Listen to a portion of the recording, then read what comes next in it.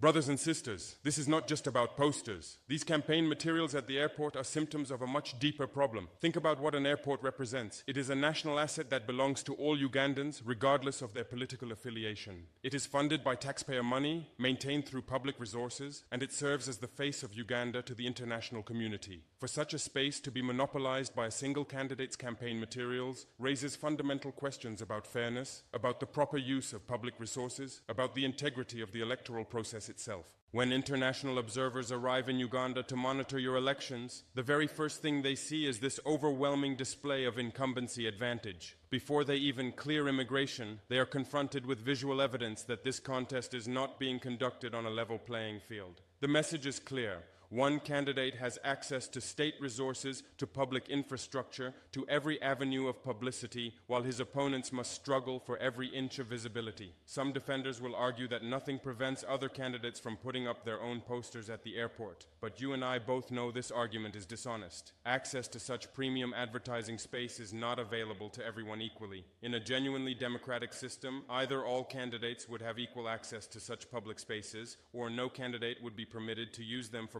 partisan political purposes. The billboards throughout Kampala and across Uganda tell a similar story. As you move through your daily lives, you are bombarded with images and messages from one source. The visual landscape of your country has been captured, occupied, dominated by a single political narrative. Meanwhile, Bobi Wine and other opposition candidates must resort to physical grassroots campaigns, moving from village to village, trying to reach voters through personal contact because they have been systematically denied access to mass media platforms and public spaces. And what happens when these opposition candidates attempt to conduct their ground campaigns? You have seen it yourselves. Police roadblocks materialize suddenly. Campaign events are disrupted. Candidates are arrested, detained, sometimes beaten. Their supporters are dispersed with tear gas and live ammunition. Rally venues that were booked and paid for are suddenly declared unavailable. This is the reality of opposition campaigning in Uganda today. I have witnessed Bobi Wine's campaigns in rural areas, in communities far from the capital. What I have seen is a young leader with genuine popular support, drawing massive crowds of enthusiastic citizens who are hungry for change, desperate for new leadership, willing to risk police harassment just to attend a political rally. These are not paid crowds, brothers and sisters. These are ordinary Ugandans, many of them young people who have never known any president other than Museveni, who are demanding their right to choose their own future. The contrast could not be more stark. On one side, you have a candidate who controls state resources, who can plaster his image across airports and billboards, who enjoys the protection of security forces, who has access to state media whenever he desires, who can campaign without fear.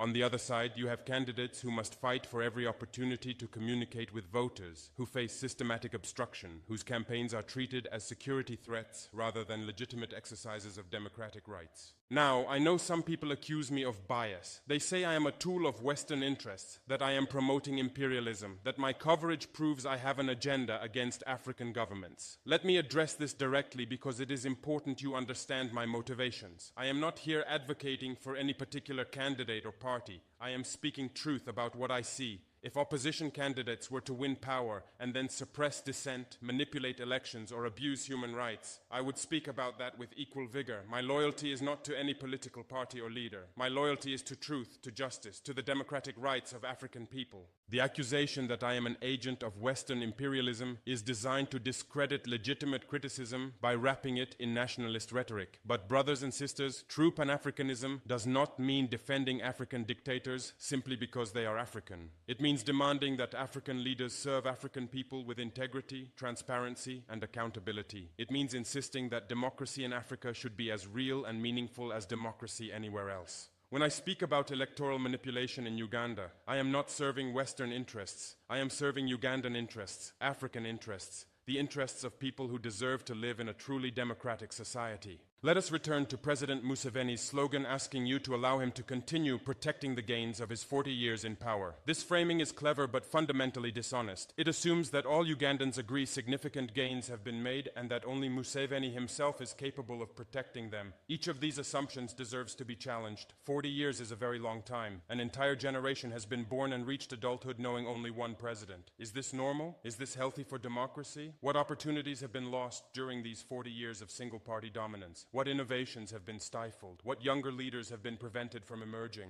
What corruption has been enabled by the concentration of power in one person's hands for so long? The assumption that only Museveni can protect whatever gains have been made is perhaps the most problematic element. It suggests that Ugandan institutions are so weak, that the Ugandan people are so incapable, that without this one man everything will collapse into chaos. This is not confidence in Uganda, brothers and sisters. This is an insult to Uganda. It says Ugandans cannot govern themselves, cannot be trusted to choose new leadership without risking national disaster. Democratic systems are built on the premise that no individual is indispensable, that institutions are stronger than personalities, that power can and should transfer peacefully. When a leader suggests that only he can save the nation, that his departure would mean catastrophe, this is not the language of